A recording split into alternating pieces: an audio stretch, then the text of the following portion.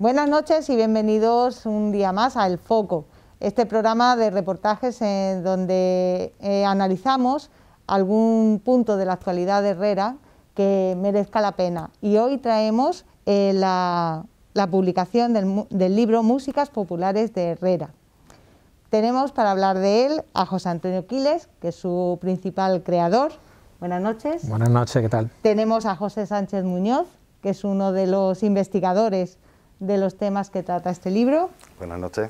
Tenemos a Segundo Cabezas, que también ha tenido una parte importante en cuanto a la imagen de este libro. Buenas noches. Buenas noches. Y a Juan Jesús Álvarez, historiador que también ha trabajado para la elaboración de esta obra, que recopila las músicas populares de Herrera, ¿verdad?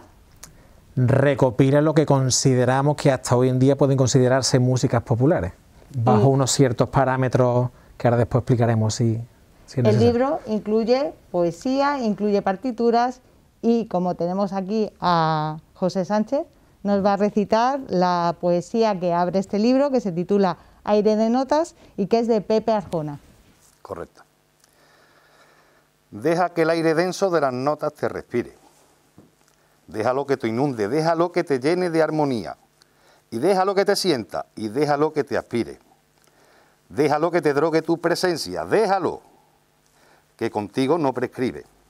Porque el aire de notas se muere con tu ausencia, aunque está el autor en la creencia que sin aire de notas no se vive. Pepe Arjona. Muy bien. Muy bien. Ese es el comienzo de este libro que recopila música, pero también letras, partituras, poesía. Y vídeos, tiene 30 vídeos donde hemos conseguido, gracias a fuentes que ahí se citan, porque hemos intentado que en el libro se citen todas las fuentes que aportan algo de luz un poco a la historia musical de Herrera. Tiene unos 30 vídeos donde aparecen varios de los años 70, que claro, son vídeos montados sobre audio, en verdad los originales son los audios, después la imagen que acompaña no es tanto original, sí hay unas que son de los años 76, de la familia Canela, que bueno, tiene desde que el rey Juan Carlos pasó por Herrera y se estrenó la banda de música, los primeros trajes que salieron ya de la nueva época, y bueno, hay un componente videográfico bastante intenso también. El libro se publicó el 20 de diciembre, hace muy poquito. Tiene fecha 20 de diciembre. En redes se venden desde entonces, pero aquí en Herrera 5 comercios que están colaborando con la campaña de venta lo tienen por encargo. El libro conlleva una inversión y bueno, por intentar un poco optimizar todo, dado que también los comercios se llevan una parte, pues se está poniendo por encargo. Y dado también a que ha sufrido diferentes retrasos por motivos un poco más peliagudos en unos lados y por otro lado pues por motivos simplemente de fecha, Navidad, etcétera, etcétera. Entonces, aunque está firmado el 20 del 2020, que no es casualidad, se puso así queriendo. Uno de los objetivos grandes era que saliera el 2020, fuese como fuese, pero realmente en los establecimientos que se está encargando va a estar disponible creo que el 6-7 de enero. ¿Y en qué establecimientos lo podemos encontrar ya para Sí, esa fecha?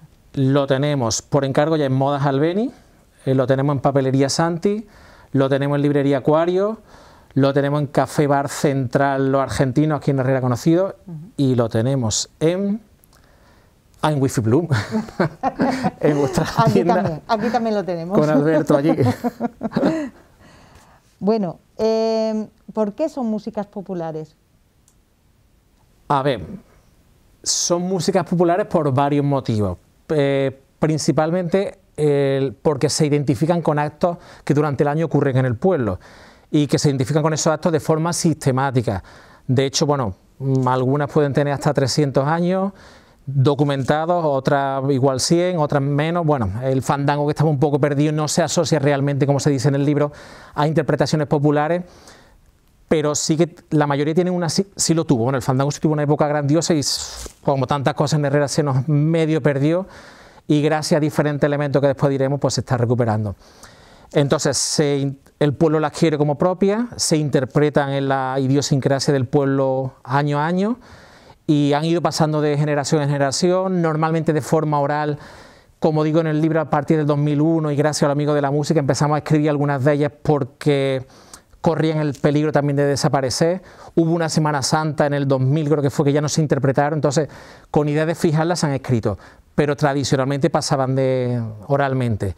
Y después la mayoría de ellas no se le conoce el autor, que es otro de los parámetros importantes para que sean músicas populares. Aunque también desvelamos en el libro que, por ejemplo, los toques de Romano sí hemos encontrado coincidencias exactas con muchos toques del ejército. Bueno, pues en esos 4 parámetros nos movemos y de momento, aunque el libro está vivo y ponemos un correo electrónico y si alguien conoce más músicas populares de red identificativa que nos escriba, consideramos que las 4 músicas populares de Herrera son los toques de Romano, que son 7, 8, 7 más el Fagina, que no lo recuperamos pero lo hemos vuelto a sacar aquí, serían 8, las músicas melódicas, que son 4, el fandango, que es 1, y me falta... Los pastores. Y los pastores, que es otra, exacto. Te lo sabes mejor que yo. Hay una referencia en el prólogo, hablando de que la cultura surge en los pueblos y se destruye en las ciudades. Explica un poquito ese... A ver, eso me dijo Juan Jesús, que le encantó porque ellos ya se han leído parte. Eso es de Miguel Delibes, no es mío. Sí. Miguel Delibes, pues siendo... No voy a desvelar nada de él. Era un hombre muy apegado a la tierra, a las tierras vallisoletanas. Y él dice, en una de sus definiciones sobre cultura, que la cultura se crea en los pueblos y se destruye en las ciudades. Y yo estoy de acuerdo con eso. Yo creo que los pueblos han estado siempre mucho más vivos, que igual después vamos a la ciudad, no sé quién verá esto, si ve algo de la ciudad a lo mejor me regañen, pero a la ciudad vamos a vender el producto. O vamos, es curioso cuando se lee en la reseña del ABC de los pastores de Herrera, que en el año 52 llegan al Teatro María Guerrero en Madrid, como yo creo que nos ven todavía como algo extraño, algo exótico, que viene ahí del pueblo y que viene aquí a exhibirse a la gran capital. Cuando los artistas que nacen en los pueblos andaluces se llaman los café cantantes, cuando tantas y tantas experiencias, yo creo que la cultura viene por otro lado. La cultura viene de vivencias, de tradiciones, de historia, y en las ciudades el marketing cultural, pero el marketing cultural no es cultura, por lo menos para mí. Bueno. No siempre. Eso, pero bueno, vamos a centrarnos en el libro, que ya veo que el grupo se presta a irnos por otros temas.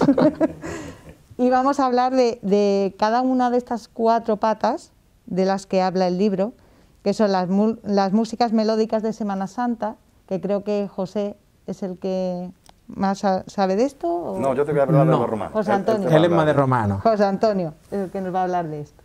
Sí, bueno, esas músicas son... José sabe de eso también un montón, sí. Porque ¿cuántos años lleva de músico? ¿30, 40? Del 90, del 90. Ya que nos salen ya 30 años. Nosotros cuando éramos niños, nuestros mayores, a los que aprovecho para decir que va dedicado el libro es un libro que tenía que salir en el 2020 por muchos motivos, pero va dedicado a nuestros mayores que muchas de las fuentes de las que bebe el libro ya no están vivos, y esos mayores, cuando nosotros éramos pequeñitos, nos reunían allí. Bueno, teníamos el programa oficial igual de la banda, pero unos días antes de Semana Santa, oye, muchachos, los misereres, que no se pierdan. Oye, muchachos, y con un bolígrafo 5 horas antes te lo escribían, tú intentabas acoplarte, después salían como salían. Y bueno, en el 2001 los amigos de la música decidimos centrarnos, escribirlo, dejarlo ahí. Y bueno, aunque la tradición oral se los lleve a otro camino, pero que por lo menos no se pierdan. Entonces, los misereres, que son 4 en verdad, en este libro se le llama músicas melódicas por contraposición a rítmica.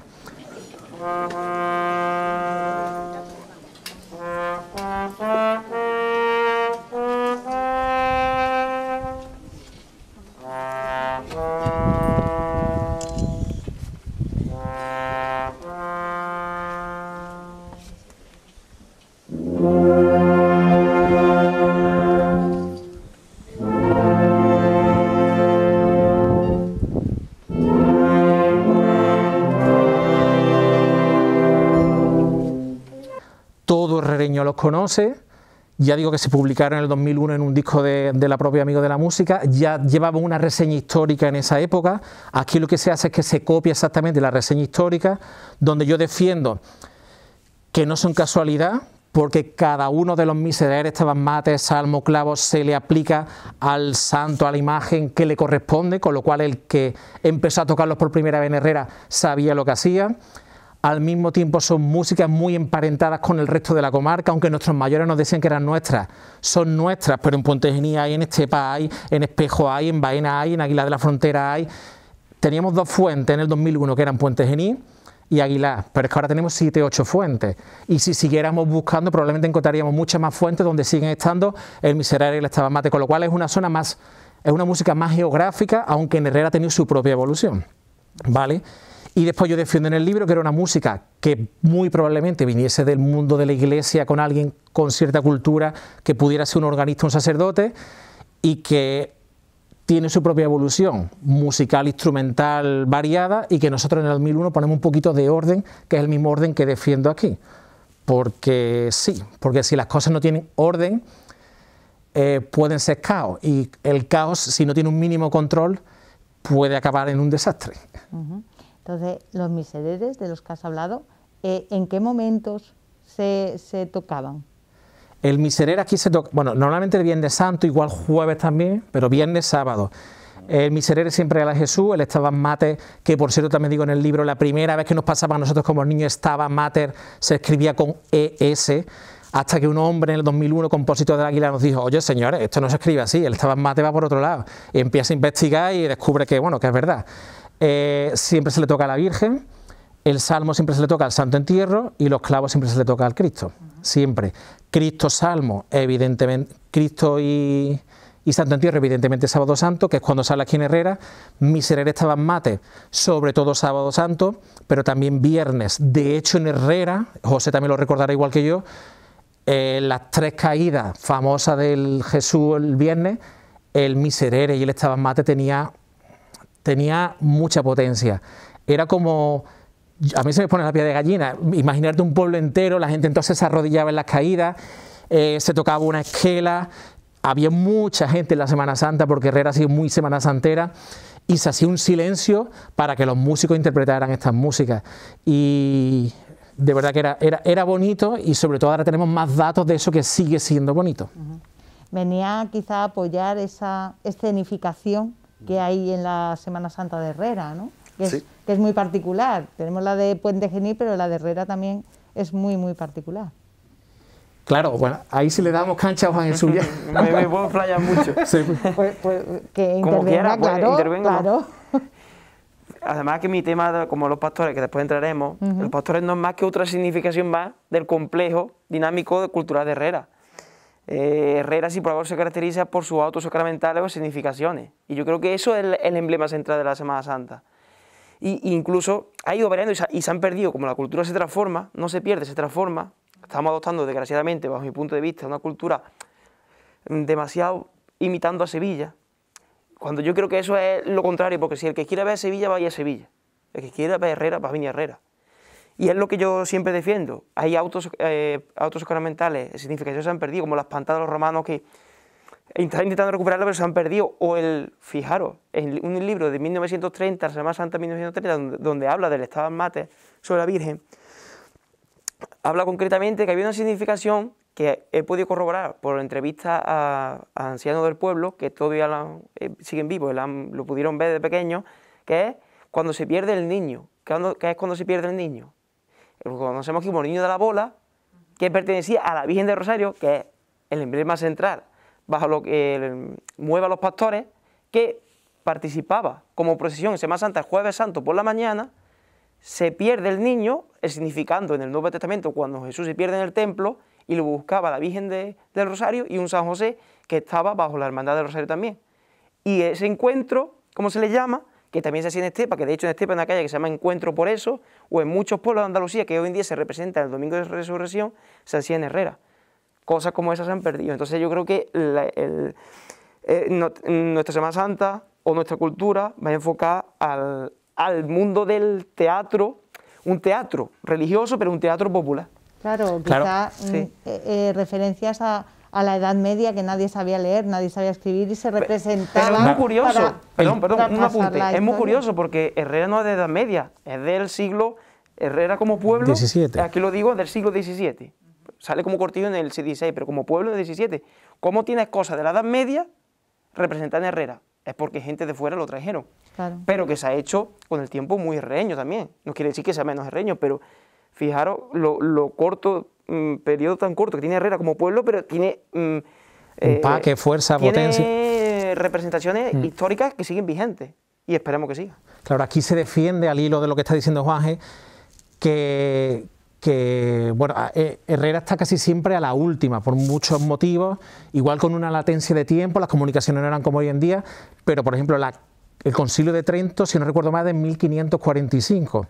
Entonces, prácticamente un siglo después, bueno, la Iglesia, está la Reforma Luterana, ve que pierde fieles, cambian todo, y lo que era misticismo, hermetismo, etcétera, deciden reformarlo y sacar la imagen a las calles, popularizar mucho más la religión para no perder fieles. Entonces la Semana Santa en gran parte fruto de eso. Y en Herrera eso se retoma, se transforma, se retoman los autos sacramentales y encaja perfectamente con los patrones que defiende la Iglesia del Concilio de Trento. Estamos hablando también de que la Semana Santa de Sevilla, la famosa peregrinación a la cruz del campo, después en el 1608 creo que el obispo Niño de Guevara es el que empieza ya a procesionar a la catedral. Herrera está moviéndose en esos patrones. Semana Santa de Sevilla 1608, Herrera igual un poco después, pero que estamos casi siempre a la última, con potencia, con ganas. Él defiende mucho, y yo también, que Herrera siempre ha sido un pueblo bastante dinámico. Y aprovecho, creo que lo va a decir, pero yo creo que viene al hilo, hay un libro de la Semana Santa de Herrera que nunca se ha publicado, precioso. Precioso. Es un libro antropológico. Es un libro antropológico. Es costoso de leer porque es un libro de análisis, es un libro divulgativo, pero yo creo que... Pero contiene datos amplísimos. De hecho, en este libro que vemos en la parte de los romanos, hemos leído mucho de ese libro lo tenemos muchos herrereños, lo tenemos digitalmente y yo qué sé si llegaría algún día el momento de que se publique. Habrá que ir pidiendo a quien tenga las posibilidades de eso hacerlo, merecería, ¿no?, un programa de investigación. ¿Por qué no se publicó el libro? Pero bueno. Mira, es una opción. Claro, pero el libro, a ver, un libro serio, lo hizo Miriam, que era historiadora, bajo la supervisión de Isidoro, que es catedrático de Antropología de Sevilla, creo, y bueno, un libro que tiene su potencia. Entonces, bueno, yo creo que, no sé, no me corresponde a mí decidirlo, pero como dice él, habría que... Aquí lo único que decidirse en este libro es, en otro momento diremos por qué, pero el libro sí existe. Claro. Bueno, estamos en un momento un poco complicado para hacer inversiones de ese tipo, pero saldremos de este momento y llegará el momento en que sí se pueda, ¿verdad? Bueno, seguimos hablando del libro y llegamos a los toques de los romanos, que eso sí hablas tú, José. Sí. Soy yo el que me he encargado de investigar algo sobre romanos que ya conocía yo de aquí, con una base que ya tuvimos en un pregón que se hizo aquí en el 2008. En 2008. Rescatamos algunos de los toques, pero claro, no sabíamos ni su proveniencia, ni autor, nada.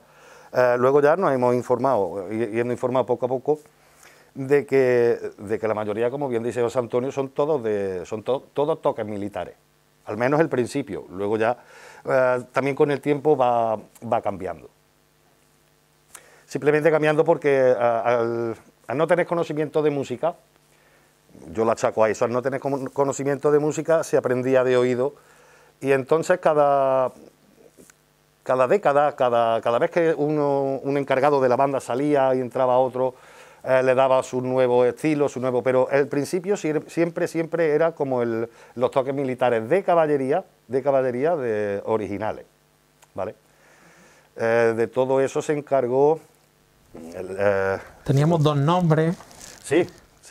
Era hermano Ayós de Jesús. Francisco Valerio Cornejo, uno de ellos. Correcto. Y un amigo suyo que hicieron el servicio militar juntos en Sevilla, incluso estuvieron estudiando en la Facultad de Sevilla, y se encargaron de traerlo a la banda de los romanos y militarizar, entre comillas, esos toques. Seferino León y Manuel Cornejo. Seferino León. De hecho, para corroborar de que se pasaba, digamos, al no saber música, se pasaba con letra. Entonces ya lo dijo también otro pregonero, el último pregonero, que fue Francisco Valerio, que es bisnieto de ese hombre de Cornejo, pues vino a decir uno de los toques para recordar la letra: levántate romano, que las 12 son, que viene Seferino con el batallón. Déjalo que venga, déjalo venir, que se vaya a ser puñeta y que me deje a mí dormir. Entonces esa era la partitura que ellos tenían Claro, esas letras Regla eran mnemotécnica. para solventar que como no sabían música, Correcto. pues tenían que seguir ese estribillo. Correcto. Y esos son los tambores que quieren recuperar los romanos. Los toques romanos de Herrera no se han perdido. Nosotros lo que defendemos es que se han transformado. De hecho, tenemos una comparativa que es la grabación que nos llega del 1970 sí. lo busco porque lo tengo aquí, del Prendimiento, y hay pequeñas variaciones. Si en 40 años ha habido pequeñas variaciones, desde el 1870, que nos citan las fuentes orales, que hicieron la mili en caballería, porque la mili en España, según hemos buscado, obligatoria desde las Cortes de Cádiz. Entonces, desde el 1812 al 1870 han pasado varios años y tenemos fuentes orales que nos dicen que estos herrereños le hicieron en caballería y que nos trae los toques de romano aquí. Aunque también es verdad decirlo que José y yo hemos consultado una tesis doctoral hecha en Cataluña, curiosamente, son 500 páginas, sobre todos los toques militares del ejército español en el 2015. Y hay coincidencias que sí encontramos, que vienen expuestas en el libro, y hay coincidencias que no encontramos. Igual hay que remirar más, buscar más. El libro está vivo e incompleto, siempre lo diremos así, vivo e incompleto. Pero una vez más lo que defendemos aquí también es que Herrera estaba la última. En la patente de la corneta de llave del 1880 más o menos. Y Herrera ya en esa época tenía toques de romanos que si son como son hoy en día tienen que usar la corneta de llave. Entonces si Herrera está usando toques que requieren usar una corneta cuya patente de esa época, vuelve a decir otra vez que con una latencia de 10, 20 años, Herrera sigue ejecutando lo último que se lleva en este mundo. Sevilla en esa época, las bandas de cornetas eran todos toques militares también, no era solo Herrera. Europa tenía el auge de la cornetería también en todas las bandas militares. Entonces Herrera bebe de Europa, sobre todo pensamos que de Sevilla, y volvemos ahí un poco con la cultura de esa época. Herrera siempre, en cuestión de música, puntera total. Pensamos que sí, y en el 2004 se pegó un avance grande en Los Amigos de la Música con un primer libro que se hizo de la idiosincrasia del pueblo, y lo que llevamos desde entonces, después hubo un paréntesis, ahora con este libro también, intentando documentarlo eso, porque lo que yo te diga en un bar entre amigos, que somos como buenos andaluces muy dados a ellos, se queda en ese bar. Vamos a intentar darle un poco de seriedad y documentarlo. Entonces pensamos que sí, los romanos de Herrera, yo no sé si esto se verá en Puente Genil, pero las fuentes que tenemos, y digo la propia página de los romanos de Puente Genil, los de Herrera son 60-70 años anteriores como poco. Y eso implica una música. A nivel de música melódica banda, lo teníamos documentado en 152 años, en el año 2004. Aquí en este libro defendemos que son, con documentos escritos, de los archivos de la Hermandad de la Virgen de los Dolores. El día 20 del 20 del 20 hicimos 170 años documentados de música, 7 meses y 23 días. ¿Vale? Entonces, pensamos que sí, que la potencia de música de Herrera viene de atrás.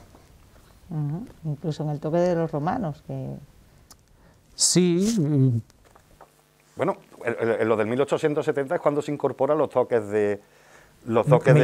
militares, pero ya incluso creo que viene ahí también en el 30 y algo, fue cuando era un tambor, y lo llamaban la caja de... no me acuerdo. Pero es el toque de tambor que no hemos conseguido. Correcto. Claro. Sabemos que hay también toque de tambores, sabemos que hay una partitura, sabemos dónde puede estar, pero lo que hemos buscado no la hemos encontrado. Que es anterior a todos estos toques. Sí, antes de que tuviesen la corneta y los toques militares. Era solo un tambor, según lo describen, un tambor grande, feo, incluso lo llevaban la junta de turbantes en vez de romanos, ¿puede ser? Puede ser. Aquí no lo recogemos, porque ahí había mucha... Lo que sí, lo dejamos abierto, sabemos que existía, yo lo escuchaba ese tambor, Ventura, que fue maestro de nosotros, lo llegaba a ejecutar, y sabemos que se dice que escribió la partitura y que la cedió, pero no la hemos encontrado. Como no la hemos encontrado, damos el dato y bueno, de momento correo no electrónico, está en el libro, pero el libro está abierto. musicapopularesdeherrera@gmail.com. Todo el mundo que tenga datos que puedan ayudar, no sé, a que en 10 años salga otra edición, pues bienvenidos sean. Perfecto. Y seguimos avanzando en este libro que tiene tanta enjundia. El fandango de Herrera. Yo, cuando he leído el fandango de Herrera, un pueblo que tenga un fandango propio, es que hay muy pocos dentro del mundo del flamenco. no me da la gana, yo no me doy de esta tierra, porque no me da la gana, yo estoy viviendo en la sierra.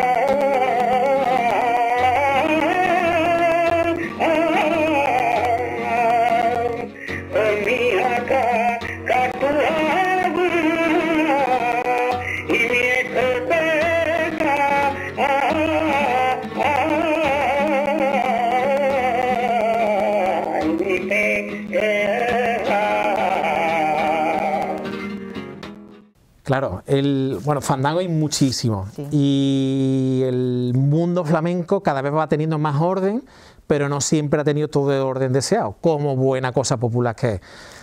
El fandango de Herrera, que se sepa, porque se habla de un tal Carlillo, que era un cantador de finales del siglo XIX, pues como poco volvemos a insistir en lo mismo. El flamenco como tal reconocido, principios del XIX. Yo me acuerdo cuando estudiaba de un tal Silverio Franconetti, que era de los padres, de Mófiro, el padre de Antonio Machado, que era de los primeros que investigó. Estamos hablando siglo XIX, todo auge del siglo XIX. Entonces, Herrera, el tal Carlillo, ya existía en esa época y ya cantaba el fandango de Herrera. Lo dice Fernando del Triano, lo dice mucha gente. Yo de flamenco entiendo lo justo, pero en el 2004, en el libro que ya publicamos con los amigos de la música que antes me refería, nos apareció un artículo que aquí cuento de dónde aparece, porque aparece una noche con nuestro amigo Rafaelito Azafrán estando en la casa de Antonio Bermúdez el Monino, buscando papeles, buscando otra historia, nos aparece lo del fandango, y yo le pregunto, oye, ¿esto? Dice, no, si esto es así. Había gente de Herrera que lo conocía, yo no tenía ni pajolera idea, salvo por una enciclopedia Larousse que leí una vez que ponía que Herrera tenía un fandango, pero yo no tenía más idea. En ese año publicamos ese artículo que no sé del Monino, que está firmado por un tal José Molinero, que tampoco sé quién es. Y después, afortunadamente, en Herrera, en el 2011, el ayuntamiento sacó un CD con cante de Pedro de la Timotea, que había muerto en el 1986, donde uno de ellos se defiende que es el fandango de Herrera. Entonces, yo ese CD lo tengo, a partir de ahí me llega información. En este libro hay varias zancaillas, y una de las zancaillas es que no puedo publicar esa información que está en ese disco, a pesar de tener la autorización, porque una vez que la persona X dio su autorización, después se echó atrás, pero resulta que hay un investigador de Casariche, que es hijo adoptivo de Lebrija, que muere en el 2016, Ricardo Cosano. Localizamos a la familia y sobre todo localizamos a la revista que se llama La Flamenca, que publica el artículo de Ricardo Cosano del 2014, porque él vino aquí a Herrera a presentar el disco en el 2014. Y en ese artículo se defiende, como también defienden gente de Herrera, que yo conozco y no lo voy a decir porque no tengo la fuente escrita, pero verbalmente sí me lo han dicho a mí, que el fandango de Herrera es el fandango de Pérez de Guzmán. El fandango de Pérez de Guzmán es súper conocido en el mundo flamenco. De hecho, se lo apropia Huelva, pero Pérez de Guzmán es de Badajoz, concretamente de Jerez de los Caballeros. Está certificado que vivió en Estepa Antequera, compró aquí tierra, y lo que defiende Ricardo Cosano es que el guitarrista de Pérez de Guzmán era de Herrera, y a través de la madre de Pedro de la Timotea, que era también muy buena cantadora y se dice que tocaba la guitarra, y a través del guitarrista que ellos tenían en su cortijo, le llega el fandango de Herrera, que después, según dice Ricardo Cosano, vuelvo a decir, yo no soy flamencólogo, me baso en la fuente que me han llegado, es el fandango de Pérez de Guzmán. Entonces, Herrera sería el fandango de Pérez de Guzmán, que sí es muy reconocido en el mundo del flamenco. Es un fandango más pegado al mundo folclórico, no tanto al mundo flamenco, ¿vale? Porque los fandangos vienen del folclore y después se aflamencan. No todo en Andalucía es folclore. No todo en Andalucía, perdón, es flamenco, ¿vale? Si eso algún día se pudiera demostrar que es así, pues sería grandioso para Herrera. Este libro lo que está sentando es bases para lo que puede llegar a ser, ¿no? Es como la base de la investigación, de todo. Claro, bueno, aquí en un artículo del 2001 ya decíamos que la información que nos iba llegando entonces era con cuentagotas, pero que lo que nos iba llegando decidimos publicarlo. En el 2004 se decidió publicar y ahora aquí se recoge lo que ya teníamos en aquella época, más cosas nuevas que han salido. Una vez más, el libro está vivo e incompleto. ojalá que se pueda seguir ampliando porque salgan nuevas líneas de investigación, porque se sepa más, porque, yo qué sé, esto no es mío, ni de José, ni de Segundo, ni de Juan, esto es de Herrera, del pueblo de Herrera, de la gente de Herrera, y volvemos a decir una vez más, la cultura se hace en los pueblos. Bueno, y continuamos hablando del contenido de este libro y hablamos ahora de los pastores. ¿Hasta dónde ha llegado esta investigación histórica? Exacto, tú lo has dicho bien. Histórica. Yo no me baso tanto en folclore porque no soy musicólogo, soy historiador. Y lo que en el final del artículo dejo abierto a que hay que hacer una investigación sobre el baile o la danza, porque obviamente creo que es un reflejo del baile típico de Herrera. No creo que se baile solamente, concretamente en el acto de los pastores. Yo no soy experto en danza, pero creo que la sevillana típica que se baila hoy en día en toda Andalucía no se bailaba en Herrera. De hecho, personas mayores no bailan las sevillanas que actualmente bailamos. Eso es influencia de la transformación que ha tenido Andalucía con el tema de la sevillana, cuando es del área de Sevilla y alrededor. Nosotros tenemos una influencia más cordobesa, más oriental, por así decirlo. Pero bueno, partiendo de esa base, tiene una cosa clara, porque casi todo el mundo habla cuando el baile de los pastores como baile de los pastores, pero el baile de los pastores tiene su sentido histórico. Hoy en día se baila aislado, en un contexto civil, en un contexto, en la iglesia también, pero se hace más como de cara a... Como folclore. Como folclore, pero tú tienes que llevarlo a de dónde surge el baile de los pastores. Obviamente, el baile de los pastores surge porque estaba englobado dentro del el contenido ceremonial religioso que tiene la Hermandad del Rosario. La Hermandad del Rosario, hemos dicho antes, he comentado que participaba en Semana Santa, tenía otras salidas extraordinarias, pero también cuando llegaba la Navidad, a partir de cuando se montan los belenes en los pueblos del Día de la Inmaculada, se le monta un belén donde la Virgen de Rosario es la protagonista y los pastores de Herrera van a adorar a ese niño. Ese es el contexto, eso es su sentido. Después, por informaciones orales que me ha llegado gracias a Santi Bernabé y a Mari Carmen Martínez, incansables investigadores orales también por eso no es solamente mío, es del pueblo, y ellos son también parte de este artículo, ¿vale? Pues me cuentan, a través también de personas mayores, que se hacía también, una vez que acababa el contenido ceremonial en la Misa del Gallo, tras la Misa del Gallo, se iba por distintas partes del pueblo, entre ellos, por ejemplo, el hermano mayor de la Virgen del Rosario. Pero ¿qué es lo que pasa? Que la Virgen del Rosario cambia como hermandad. ¿Por qué? Porque desgraciadamente, con los sucesos que hay en la guerra civil, se quema la iglesia, la Virgen del Rosario pierde su sentido, de hecho pierde su imagen. No se vuelve a retomar hasta varias décadas después como Virgen, como hermandad nueva, pero se transforma. La cultura no se pierde, se transforma. Ya la Hermandad del Rosario procesiona solamente en octubre, pero ya no participa en Semana Santa, ni se le monta la significación en el portal de Belén en la iglesia. Entonces, por eso tenemos hoy en día un baile aislado. Entonces, cogiendo ese motivo, si nos vamos a ese motivo, digo, voy a buscar paralelos, que es lo que siempre se tiene que hacer en la investigación científica. Y la ciencia social, casi que más. También.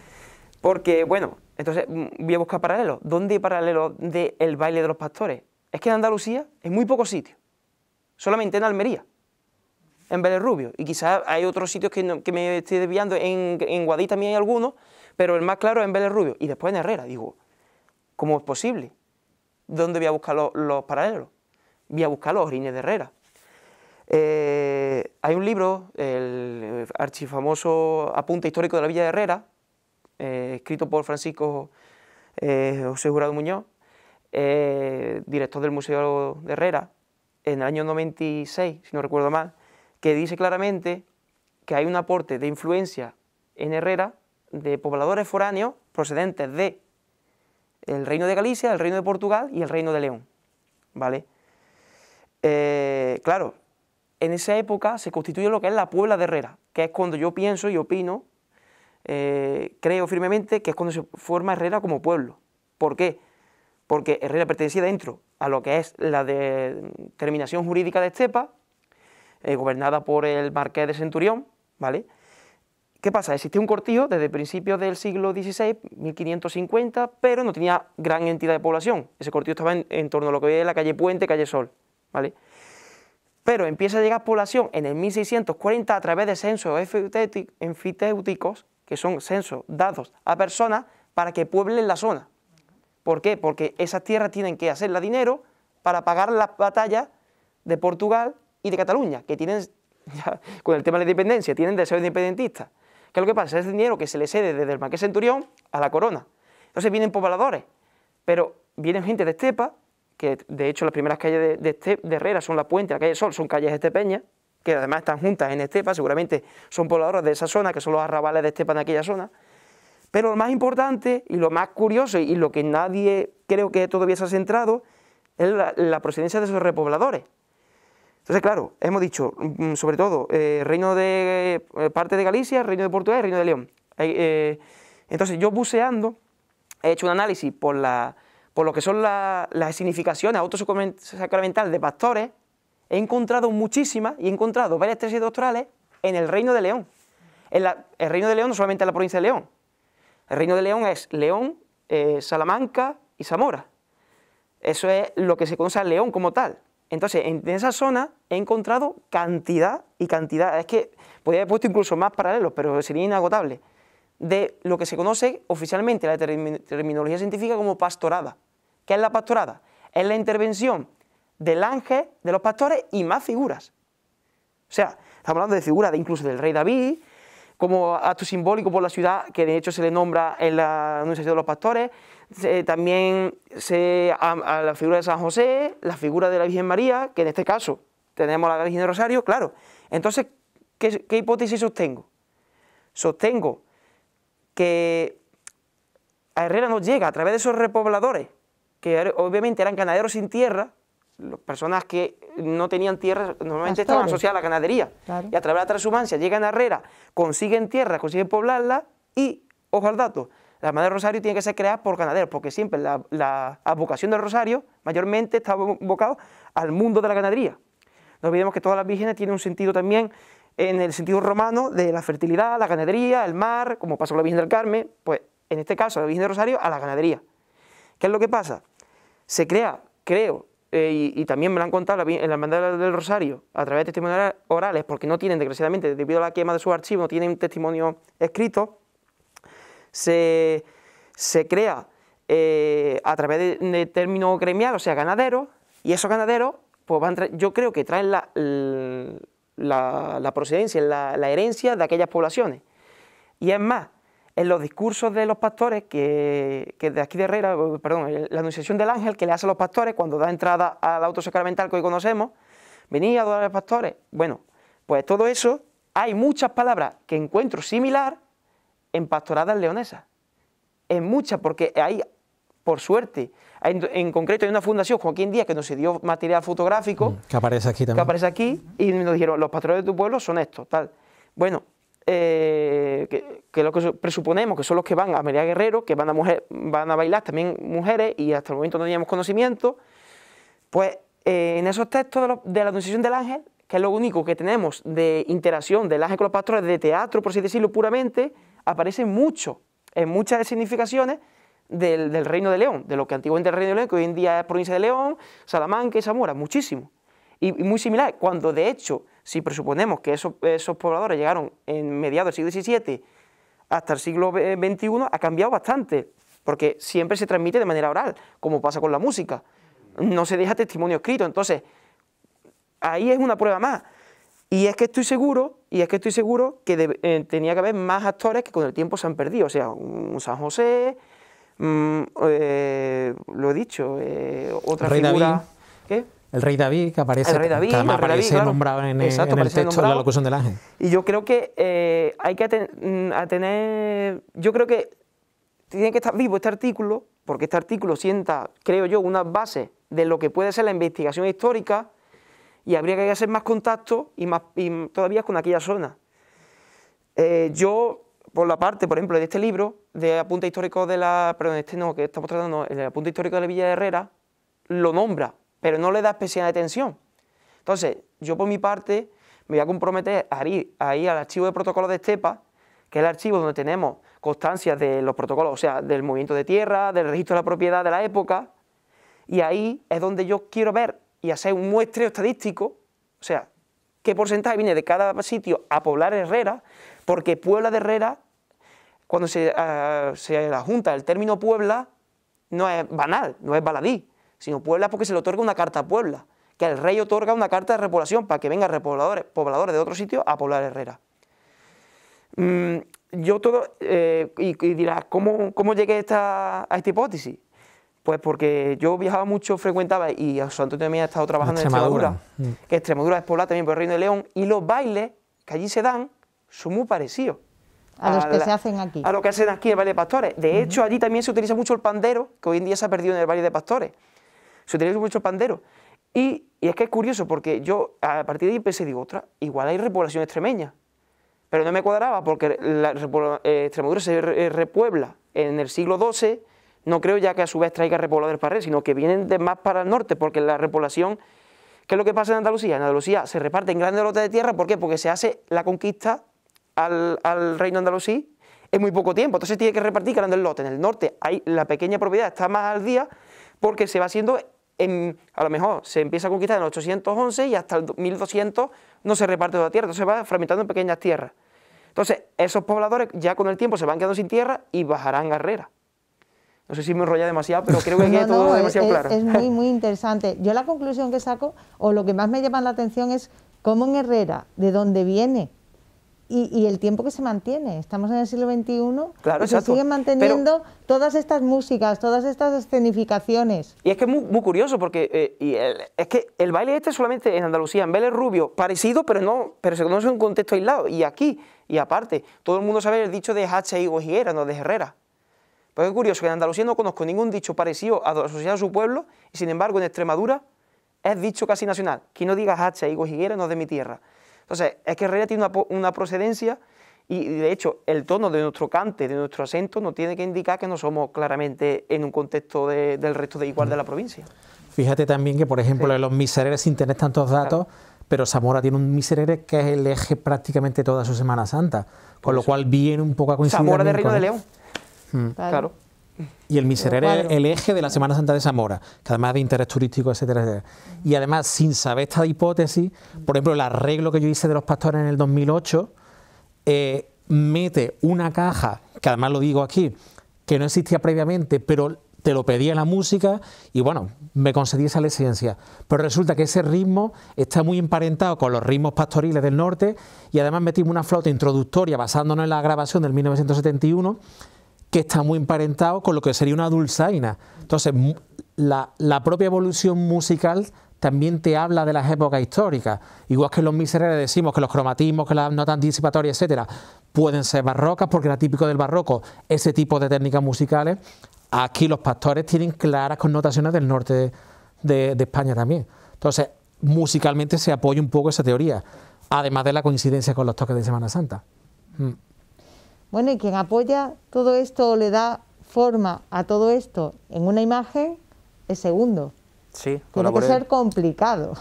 Sí, la verdad que sí, que me lo pusieron difícil, porque fue un conjunto de componentes muy significativos del pueblo que él me los dio a mí. Entonces eran muchos. Digo, cuando me los dio, me explicó la historia un poco. Quiles, cuando digo Quiles, me explicó un poco la historia de cómo tenían que ir. Y la verdad es que digo, a ver cómo salgo yo de esta con dignidad, porque eran muchas cosas.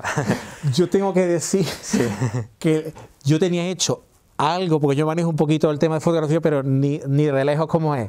Y le dije, Segundo, yo tenía diseñado esto de este verano. Y me dice, eso son un montón de cosas y puestas juntas. Y era verdad. Yo lo describí como un chivitín. Dicho sea, porque, pero bueno, la verdad es que no, que cada cosa tenía su motivo y merecían todo lo que hay en el escudo, nada de eso podía faltar, la verdad. Y como he dicho antes, un conjunto de motivos encastrados en el escudo de Herrera, porque realmente esa forma es la del escudo de Herrera sin corona, y sobre una base de 1700 años que son los mosaicos de Herrera, un poco forjado en hierro. Y porque también por el nombre del pueblo, por Herrera y por la historia. ¿Cuáles son esos motivos? Cuéntanos. Pues uno representa la música de Herrera, ahí está la escultura de Herrera. Están evidentemente los púgiles de los mosaicos, está también el teatro, el museo, el teatro también tiene mucha importancia en Herrera, el museo de Herrera, evidentemente el herrero, un olivo, que sobran las explicaciones, y el Cristo. El Cristo pues también es muy significativo en Herrera. Esto entre él y yo, realmente yo aporté un poco la idea, en base a lo que él me pidió. Entonces finalmente se me iluminó un poco y conseguí forjar esto un poco, y después a raíz de ahí lo hicimos entre él y yo. O sea que al final hubo un sincronismo muy bien. Diferimos un poco en las letras, ¿verdad? Sí. Las letras es una tontería. Bueno, al final el libro tiene alguna errata, porque los famosos tienen errata y nosotros también las tendremos y las iremos corrigiendo porque el libro está vivo. Pero en las letras tuvimos ahí 2 o 3 días de sí, no. Sí, porque, y al final llegamos al punto de encuentro bonito, que es lo interesante. Sí, la verdad es que sí, porque salió muy bien, porque realmente cuando yo creé el escudo, nos comunicábamos por correo electrónico y bueno, a él le estaba gustando mucho la base, pero bueno, le di el formato y él hizo algunas modificaciones. A mí me habían parecido todavía más bonitas de lo que yo le había dejado con esas modificaciones. Sin embargo, hay que reconocer que no tiene muy buena vista para las letras. Para el tipo de fuente no es lo suyo es la música. La tipografía Sí. es complicada. Sí, sí. Tiene su enjundia también. Sí, porque bueno, bajo mi punto de vista, esas letras solo valían para un cartel de carnaval. O para Popeye, me decía, pero si esas letras son de Popeye, yo decía, pues a mí me gusta Sí, yo Popeye. se las describía, son las que yo veía en los dibujitos de Popeye, pero bueno. Pero la verdad es que luego le dio una forma más bonita de la que yo había dejado. Y bueno, creo que pensaba que no iba a tener tanta representación en el libro, yo pensaba algo pequeño al final, pero bueno, al final me he dado cuenta de que va en todas las páginas. Bueno, me voy orgulloso un poco de... Claro. Claro. Es el símbolo de la cultura de Herrera, No lo sabemos. o por lo menos esa es vuestra pretensión. Claro, a ver. Como está vivo se puede cambiar. Yo cambiaría a Jesús Nazareno por un auto sacramental, o sea, Algo más por una relacionado significación, con un ese sacrificio estudio de histórico. Isaac, Claro. algo de eso. Pero bueno, eso es... En la vuelta de la primera página se explica cada motivo por qué. La idea era representar cuanto más parte de la historia de Herrera y basándonos en iconos culturales mejor. Insisto que se puede ampliar y de hecho antes en el debate previo al programa que estábamos teniendo aquí, pues igual han salido datos nuevos que no teníamos en su época, y como aquí queda un cuadrito arriba y vamos a meter algo fenicio, tartésico, que ya hablaremos ahora después con cervecita. Si te fijas, si te fijas parece como la composición o la conformación del escudo de España, pero sin la corona, digamos, Reino de Castilla, Aragón, Navarra y al final de Granada, tiene todo un poquito del conjunto de lo que quiere decir la cultura de Herrera. En ese aspecto me gusta, Claro. en ese aspecto me gusta mucho. Realmente está forjado sobre el escudo de Herrera. Sí, sí. Solo que luego le he dado ese aspecto de metálico, en dorado y en hierro. Pero realmente cogí el escudo de Herrera, pero le quité la corona, porque me parecía ya demasiados ornamentos para eso. Entonces, está sobre esa base. Yo cogí y se me fueron viniendo las ideas y fui transformando el escudo de Herrera hasta que llegó a eso. Y después, insisto, la explicación de cada motivo está por detrás, porque habrá gente paisanos que dirán, ay, ¿por qué el nazareno? Bueno, pensábamos que el nazareno queríamos que apareciera la Semana Santa, porque religiosamente o culturalmente pues tiene la presencia que tiene, que es muy importante. Entonces aparece tanto la iglesia, pero la iglesia desviamos mal el tema arquitectónico. La iglesia de Herrera tiene desde las cruces de Santiago, que como sabemos Jesús Herrera pertenecía a la encomienda de Santiago, a los escudos del Marquesa de Estepa, que también... Entonces la iglesia o tiene un altar barroco, aunque no es herrereño, que es estepeño, aunque tiene estilo neoclásico. Por la iglesia yo creo que han pasado muchos estilos que al mismo tiempo son la propia historia de Herrera. Entonces, la iglesia está más metida por ese sentido. Y ahora la parte religiosa semana santística la metíamos con el Jesús Nazareno. Igual podíamos haber metido un Cristo, pero sí teníamos claro que tenía que ser un Jesús, que la figura principal de la Semana Santa, que aunque en Andalucía la potencia de la Virgen es impresionante, ya lo dijo el Papa Juan Pablo II, creo que fue en el 92, pero el Nazareno es la figura principal, entonces por eso está metido. El motivo del emblema. Herrera tiene emblema, creo que deporte. Tiene un aceituno simpatiquísimo que va corriéndonos. Y a mí me gustan esas cositas. Yo este año, que me ha dado por nada un poquito, veía también que el logotipo de la aplicación, un montón de siluetas de deportistas para ir a la piscina. Bien, genial. ¿Dónde se nos quedaba la cultura? Entonces, aquí se dice específicamente que el emblema está creado, el pueblo decidirá si decide utilizarlo o no, porque eso ya está suelto y bueno, veremos cómo pasan los años. Ojalá que sí, pero que la cultura necesita también un emblema. Lo que no se simboliza también corre el peligro de perderse. La simbología se conoce en la historia de la humanidad desde siempre, y si no, Juan Jesús que me corrija. En los ejércitos han utilizado la simbología como el que más, y en el siglo XXI precisamente a lo mejor vivimos demasiado de simbología, porque a veces hay símbolos que no tienen nada detrás, pero como creemos que este símbolo sí tiene mucho detrás, pues oye, vamos a ver lo que pasa en estos años. Pero creemos que lo necesitaba. Aquí lo que se dice, no sé si me permites que te lea lo que pone. Manifestamos expresamente para concluir la presentación de este emblema que el mismo está disponible, libre de derechos, para todo aquel herrereño o herrereña individual, en grupo o asociación, particular o institucional, que de aquí en adelante desee usarlo como símbolo de representatividad cultural. Es decir, un símbolo libre de derechos. Como dice Segunda, aparece en todas las páginas del libro, en la contraportada, y bueno, ahí está. El símbolo de la cultura de Herrera. Esperemos. Muy bien. A votación popular. Claro. Hemos hablado de todo el contenido del libro, un libro interesantísimo. ¿Cómo surge la idea de escribir este libro? Pues vamos, en el prólogo Inocencio Robles, que no existe, pero que sí existe, José lo conoce, Sí, sí, sí. defiende que es por varios motivos. Uno de ellos es por seguir cultivando la creatividad que el propio Inocencio Robles tiene durante varios años. Otro es fijar ciertas cosas que queremos que no se pierdan en el pueblo de Herrera. Y yo me atrevería a decir, aunque no parezca aquí también, que un poco por salud mental. Porque hace un año muy complicado, creo que nos esperan también años complicados. Si nos volvemos ya a la historia, las epidemias de cólera del siglo XIX que narró Benito Pérez Galdós de maravilla, pues tuvieron la duración que tuvieron. La mal llamada gripe española, hasta 7 o 8 años se conocen también rebrotes. Ojalá que no, pero bueno, es complicado. Y en el caso de Inocencio Robles ha sido el año más complicado todavía. Entonces, pues un poco por salud mental también.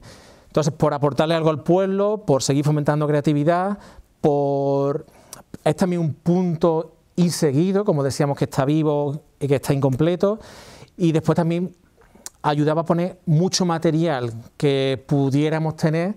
Pues lo que tenga Juan Jesús y hablemos en la puerta del tubular, si no se escribe no vale para nada. Lo que yo tenga y hablemos en la puerta del tubular no vale para nada. O lo que hablemos con José, o lo que hablemos... Entonces, todo ese material hay que escribirlo, hay que dejarlo. Y ahora ya, gustará más, esto es un ejercicio de atrevimiento siempre también, porque antes de que sea publicado, a mí ya me ha llegado alguna crítica, bueno, algunas positivas, muchas positivas, pero alguna negativa también hay y va a seguir habiendo. Entonces es una exposición pública, pero bueno, como consideramos que merece la pena, pues ya está. ¿Y cómo se le da forma a un libro que tiene tantas intervenciones, tantas colaboraciones? Bueno, yo tengo que decir, lo digo los agradecimientos, cuando yo hablo con cada uno de ellos, más ya digo que hubo un momento bastante desagradable con el tema que comenté antes del fandango, pero ellos, en el momento que va, porque todo esto, yo estoy viviendo en Málaga, en Fuengirola, ellos están aquí, segundo confinamiento, y oye, José, estoy pensando esto, el principio iban a ser simplemente partituras, partituras que estaban ahí, bueno, como a nosotros nos costó mucho esfuerzo conseguir esa partitura, pues vamos a ponerlo un poquito más fácil a las generaciones futuras. José, estoy pensando, sí, pues vamos a entrevistar a... Coño, uy, perdón, para adelante. El segundo, tengo una cosita por aquí, ¿cuánto tiempo me da? Pues mira, tiene un mes y poco, vale, para adelante. Juanje, que tenemos no sé qué, ¿cuánto tiempo me da? Conste que José está trabajando, que Segundo está trabajando, que Juan está trabajando, yo estoy con el tema de baja paterna, etcétera, no, por eso a lo mejor también sale esto, aunque sí estoy con otros motivos, con otros estudios y demás. Cuando tú encuentras cositas aquí, cuando encuentras gente colaboradora, cuando pues al final con teléfono, con videoconferencias, con correo electrónico, etcétera. A pesar de la pandemia y a pesar de todo. Claro, es que... Sí, porque merece la pena, como dice él. Hay cosas que no se pueden quedar en el tintero de la historia. Creemos, damos por sabido que la gente, los nuevos, de 20 años, los mal llamados o llamados millennials, tienen que saber algo que nosotros sabemos porque nosotros ya lo sabemos, pero bueno, ¿cómo no vas a saber esto? Pues mira, pues no lo sé porque no me lo han contado. Qué mejor manera. Y como merece la pena perder, entre comillas, el tiempo, pues se pierde, ya está, no pasa nada. Claro, aquí se dice que la cultura parafraseando a Delibes, que surgen los pueblos y se destruyen las ciudades, corre el peligro de destruirse los propios pueblos.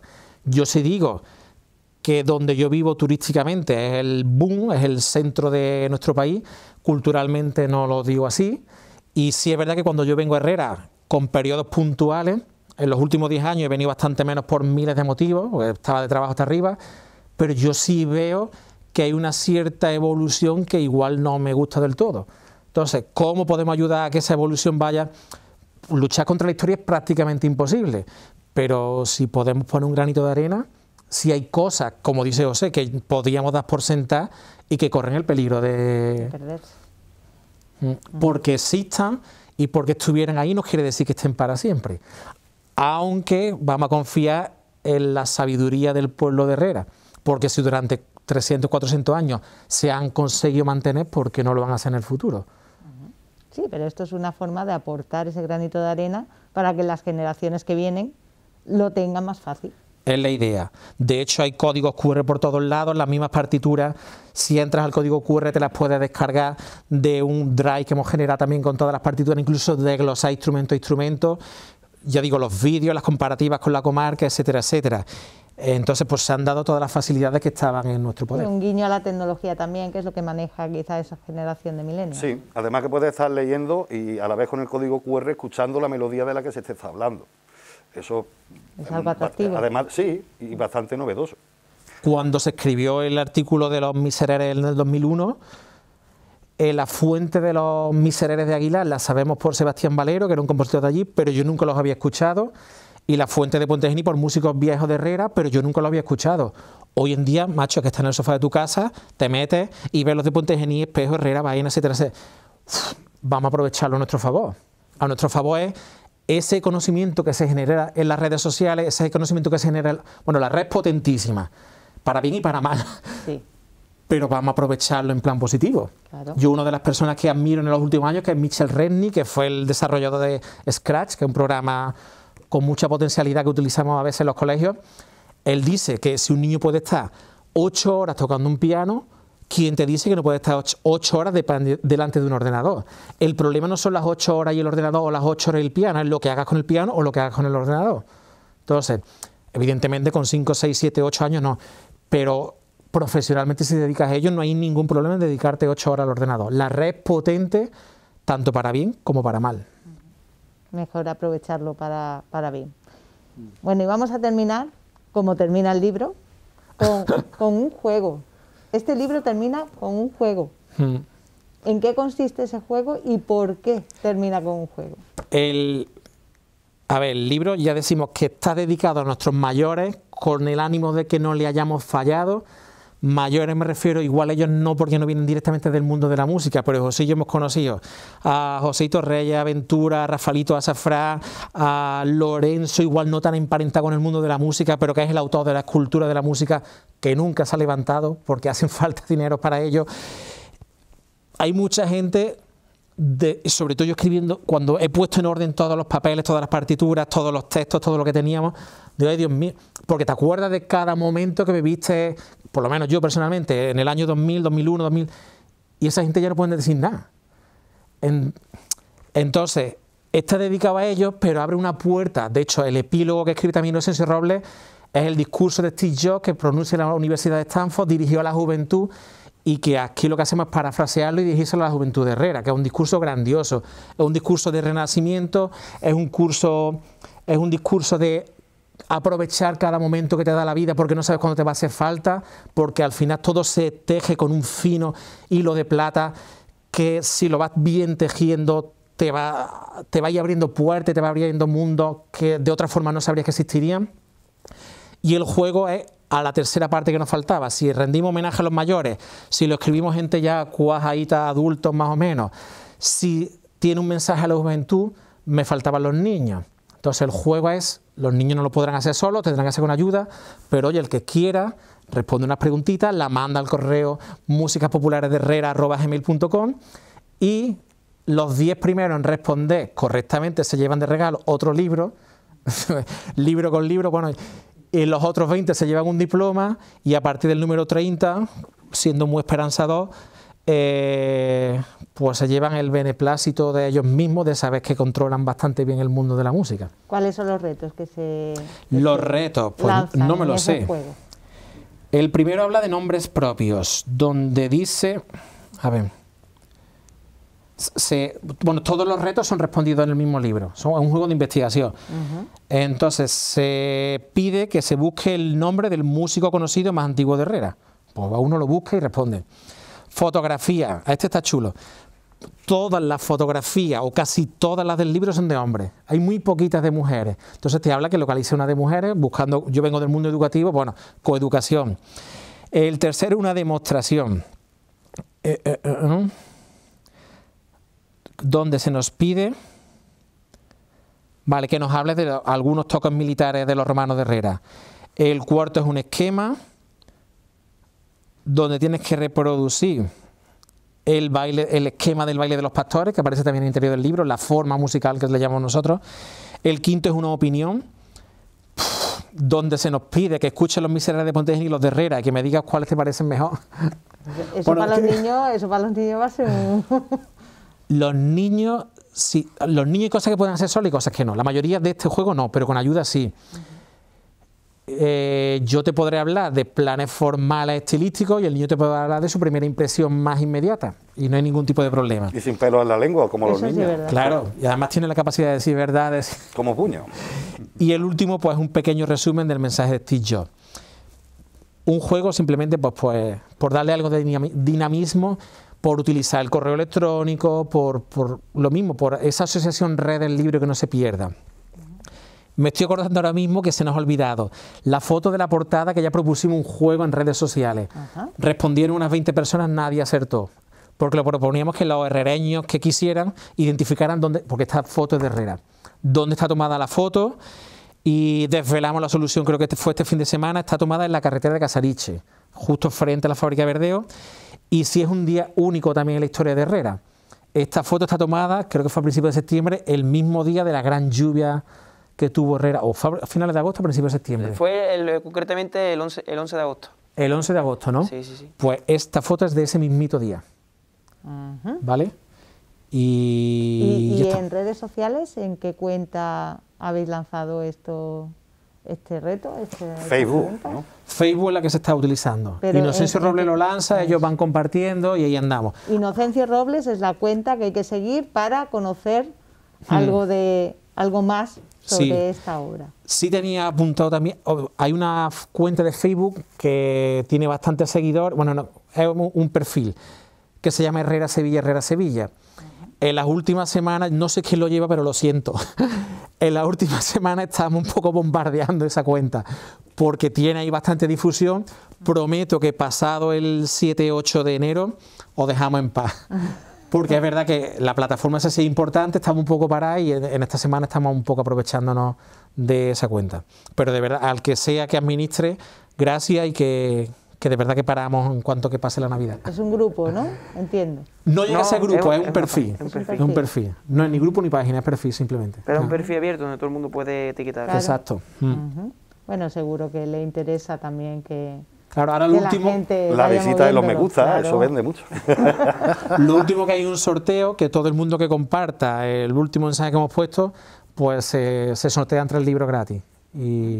Y ya está. Ya que nadie acertó la portada, por sorteo hay que repartir los 3 libros. Hombre, la portada la verdad es que es complicado hacer. Sí, es complicada. Muy complicada. Bueno, hubo soluciones chulas. Hubo gente que se fue al cruce de camino entre el Camino Osuna y el Camino Alto, creo que es. Hubo gente que se fue al depósito del agua. Hubo gente que se fue al Camino Cementerio. Había muchas respuestas, bueno, muchas, unas 20 más o menos. Pero es verdad que el sitio este justo desde la que está hecha. También es verdad que hay gente que lo sabía. Creo que según por ejemplo lo sabía. O Juanje lo sabía Porque lo había leído ya. y se quedaron callados. Claro. Bueno, es que pero- también si tú mismo te llevas los regalos. Claro, no tonco. tiene gracia. Bueno, Exacto. pues cerramos aquí la entrevista. Estamos deseando en Herrera conocer o tener en la mano este libro. Muchas gracias a todos por haber venido a compartir con nosotros este rato, a presentar esta obra básica para la investigación de la historia de Herrera, ¿no? Podemos decir, basada en la música, pero al final todo es investigar sobre de dónde venimos y por qué se hacen así las cosas, ¿no? Pues sí. Yo algunos años que hice algo de historia se decía que todos dentro de nosotros mismos, o por lo menos me lo decía un profe que me gustaba, encerramos en pequeñas dosis la gran historia de la humanidad. Y bueno, está demostrado que los niños cuando están en el feto se parecen un poco a los anfibios, que pudieron ser los primeros seres vivos. Está bien eso de buscarnos a nosotros mismos. Pues nos quedamos con esa frase, que el libro sirve para buscarnos a nosotros mismos.